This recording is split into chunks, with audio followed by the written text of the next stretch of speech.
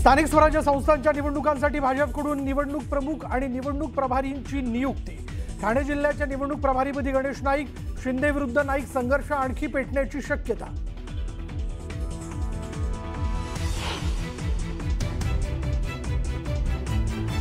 उपमुख्यमंत्री एकनाथ शिंदेंनी कोल्हापुरातून फुंकलं निवडणुकांचं रणशिंग। विरोधकांची मोगलाई संपली, आता भगवं राज्य येणार, तयारीला लागा, कार्यकर्ते पदाधिकाऱ्यांना आवाहन।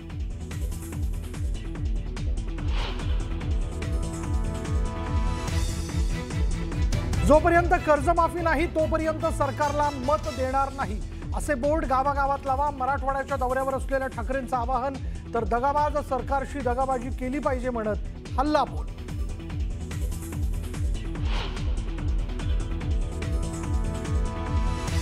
उद्धव ठाकरे पहिल्यांदा घराबाहेर पडले याचा आनंद, मात्र ते टोमणे मारण्यापलीकडे काही करत नाहीत। मुख्यमंत्र्यांची टीका, तर निवडणुकीच्या तोंडावर उबाटाची नौटंकी भारी म्हणत शिवसेनेचा ही टोला।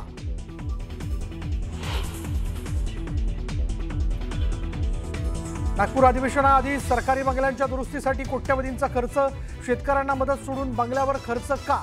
रोहित पवारांचा सवाल।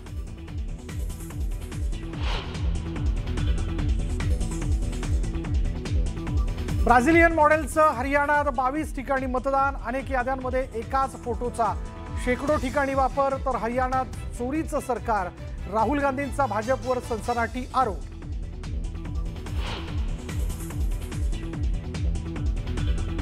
राहुल गांधींच्या आरोपांना भाजपचं उत्तर, मतदार याद्यांमध्ये फक्त भारतीय नागरिक। हरियाणात काँग्रेस नेत्यांनी काँग्रेसला हरवल्याची किरेन रिजिजू यांची टीका।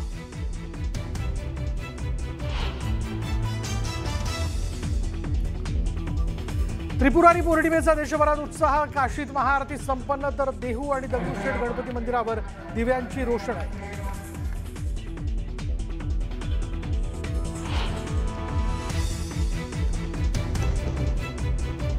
गुरु नानक जयंतीच्या निमित्तानं अमृतसरच्या सुवर्ण मंदिरात भाविकांची मांदियाळी, फटाक्यांच्या आतिषबाजीनं आज समंत उधळला।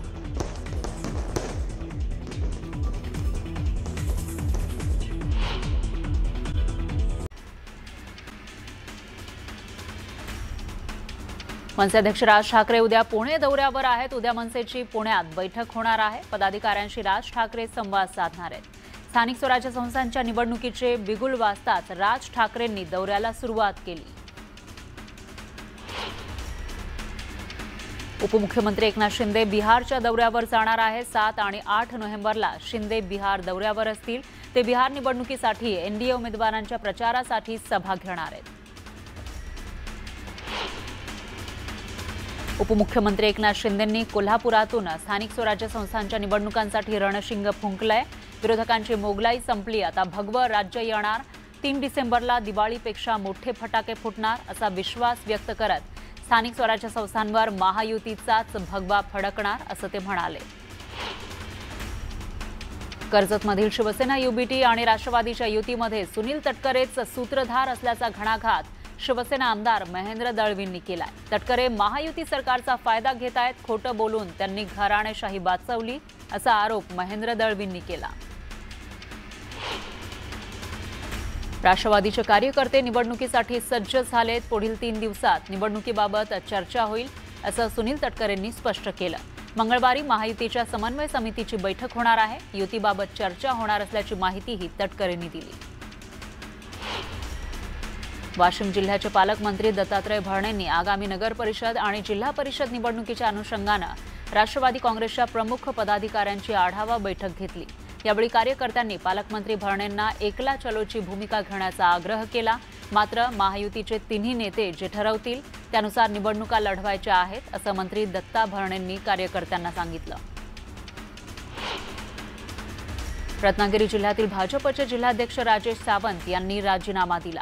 राजेश सावंत यांची मुलगी शिवानी सावंत माने या शिवसेना युबीटी पक्षात आहेत। शिवानी माने नगराध्यक्षपदासाठी निवडणूक लढवणार आहेत, त्यामुळे राजेश सावंतांनी भाजपच्या पदाचा राजीनामा दिला। भाजप प्रदेशाध्यक्ष रवींद्र चव्हाण यांच्या उपस्थितीमध्ये चिपळूणमध्ये शेकडो कार्यकर्त्यांनी भाजपमध्ये प्रवेश केला। प्रशांत यादव यांच्यासह त्यांच्या पदाधिकाऱ्यांनी भाजपत प्रवेश केला। जळगावमधील पाचोरा भडगाव नगरपालिकेसाठी भाजपनं रणशिंग फुंकलेला आहे। शिंदेंच्या शिवसेनेच्या निर्धार मेळाव्यानंतर भाजपनं भव्य परिवर्तन मेळावा घेतला। त्यामुळे निवडणुकीआधीच महायुतीमधील पक्ष आमने सामने आल्यानं राजकारण रंगण्याची शक्यता आहे।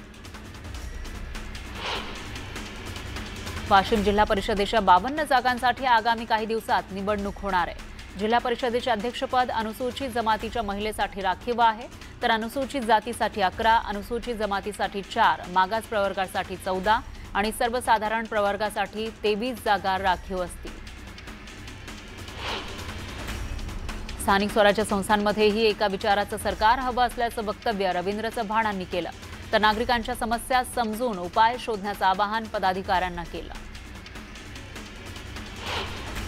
राज्यातील दुर्गम भागातही आता इंटरनेट सेवा पोहोचणार आहे। स्टारलिंक आणि सरकारच्या माहिती तंत्रज्ञान विभागाचा करार झालाय। मुख्यमंत्री फडणवीसांच्या उपस्थितीमध्ये हा सामंजस्य करार पार पडला, त्यामुळे आता उपग्रहाधारित इंटरनेट सेवा पोहोचवण्याचा मार्ग मोकळा झालाय। फलटणमधील डॉक्टर आत्महत्या प्रकरणी आरोपी गोपाळ बदनेला पोलीस उपनिरीक्षक पदावरून बडतर्फ करण्याचे आदेश पोलीस महासंचालकांनी दिलेत। आरोपी पीएसआय गोपाळ बदनेचं आधी निलंबन करण्यात आलं होतं, आता त्याला सेवेतून बडतर्फ करण्यात आले। गोपाळ बदनेला बडतर्फ करण्याचे आदेश दिल्यानंतर पीडित डॉक्टरच्या भावानं प्रतिक्रिया दिली। ही न्यायाची पहिली पायरी आहे, इतर आरोपींवरही कारवाई व्हावी अशी मागणी महिला डॉक्टरच्या कुटुंबियांनी केली। फलटण डॉक्टर मृत्यू प्रकरणाच्या कुटुंबियांनी जरांगेंची भेट घेतलेली आहे। डॉक्टर महिलेच्या मृत्यूबाबत यावेळी चर्चा करण्यात आली। दरम्यान सखोल तपास करण्याची मागणी कुटुंबानं केली आहे। पंढरपूरच्या कॉरिडॉरमध्ये जैन मंदिर बाधित होत असल्याचं समोर आलंय। जैन मंदिर वाचवण्यासाठी जैन समाज आक्रमक झालाय। जैन मंदिराला धक्का न लागू देण्याची भूमिका जैन समाजानं घेतली आहे, तर याबाबत मुख्यमंत्र्यांशीही चर्चा केली जाणार आहे।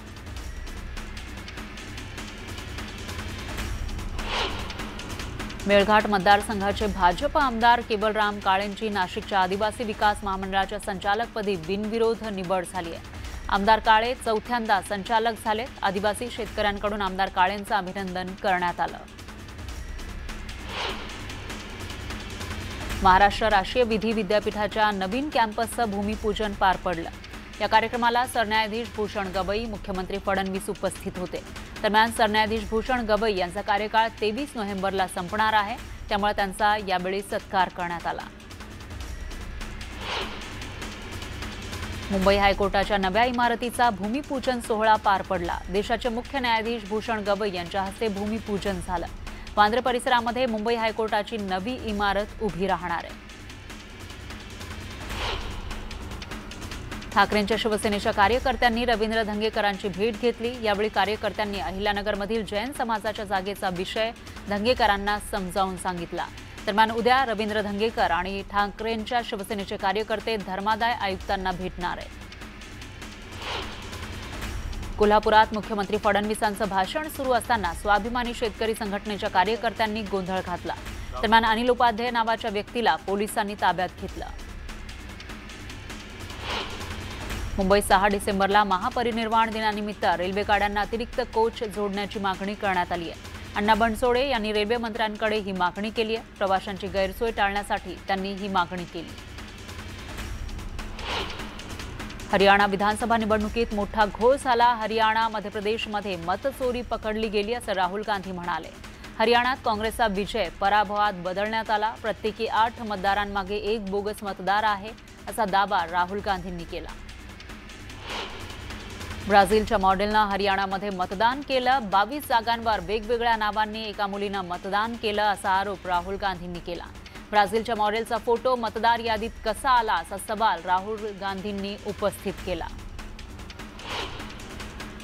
राहुल गांधींनी आरोप केला नाही तर पुरावे दिल्याचं वक्तव्य हर्षवर्धन सपकाळ यांनी केलं।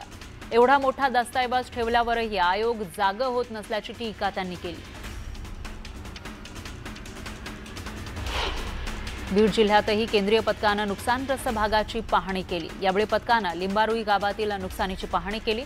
दरम्यान पथक शिरूर तालुक्यातील येवलवाडी, आष्टीमधील घाटापिंपरी, देवळाली इथं पाहणी करणार आहे। सोलापुरात मोबाईल टॉर्चच्या पाहणीनंतर केंद्रीय पथकाचा आणखी एक कारनामा समोर आलाय। दक्षिण सोलापूर इथल्या हत्तूर गावात केंद्रीय पथक संवाद साधणार होतं, पण केंद्रीय पथक गावातील लोकांशी संवाद न साधताच पुढे निघून गेलं। यानंतर ग्रामस्थांनी संताप व्यक्त केला।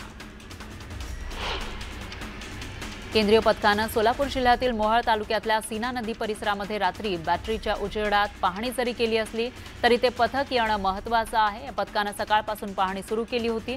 शेवटी मोहोळ आणि माढा भागात ते संध्याकाळी पोहोचलं। केंद्रीय पथक आल्यामुळे जास्तीत जास्त मदत मिळेल असं स्पष्टीकरण कृषी मंत्री दत्ता भरणेंनी दिलं। मोहोळ तालुक्यामध्ये कोळे गावात केंद्रीय पथकाच्या पाहणी दौऱ्यावरून प्रशासनानं यू टर्न घेतलाय। कोळेगाव इथं पाहणी दौरा केला नसल्याचं जिल्हा प्रशासनाचं स्पष्टीकरण समोर आलंय। नांदेड जिल्ह्यामध्ये अतिवृष्टीग्रस्तांना मदत करताना आचारसंहितेची अडचण नसल्याचं जिल्हाधिकारी राहुल कर्डिल यांनी म्हटलंय। पहिल्या टप्प्याची मदत वाटण्यात आली आहे, दुसऱ्या टप्प्यातील मदतीचं वाटप सुरू आहे असं त्यांनी सांगितलं। बारामतीच्या ज्ञानसागर गुरुकुल या शाळेच्या वतीनं अतिवृष्टीग्रस्त शेतकऱ्यांना मदत देण्यात आली। मुख्यमंत्री सहायता निधीसाठी 5,51,000चा धनादेश मुख्यमंत्री देवेंद्र फडणवीस यांच्याकडे सुपूर्द करण्यात आला।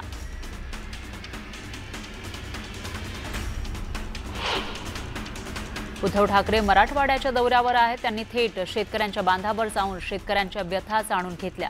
जूनची मुदत अमान्य आहे, आताच्या आता कर्जमाफी करा, निदान जाहीर केलंय ते तरी द्या, अशी मागणी उद्धव ठाकरेंनी केली।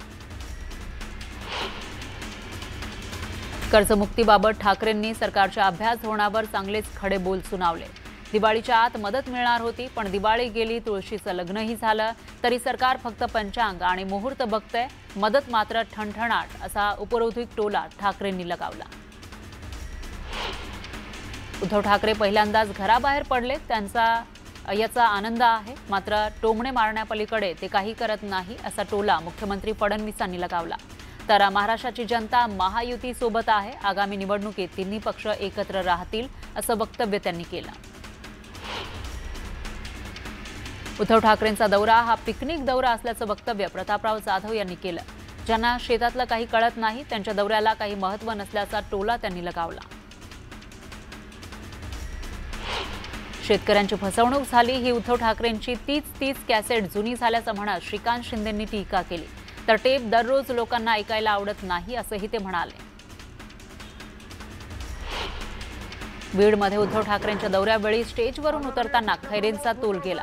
दरम्यान धक्का देणाऱ्या पदाधिकाऱ्यांची कॉलर पकडून खैरेंनी दम दिला। याचा व्हिडिओ जोरदार व्हायरल झालाय।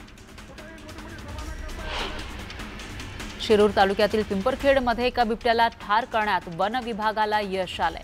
थर्मल ड्रोनच्या सहाय्यानं रात्री तपास सुरू असताना बिबट्याचा ठाव लागला, त्यामुळे वन विभागानं बिबट्याला बेशुद्ध करण्यासाठी डार्ट मारला, पण चवताळलेल्या बिबट्यानं वन विभागाच्या कर्मचाऱ्यांवर प्रतिहल्ला सुरू करताच बिबट्याला गोळी घालून जागीच ठार करण्यात आलं।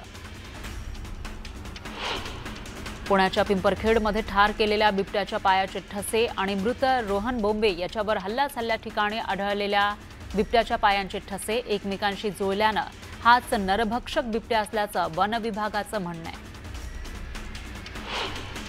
पिंपरखेडमध्ये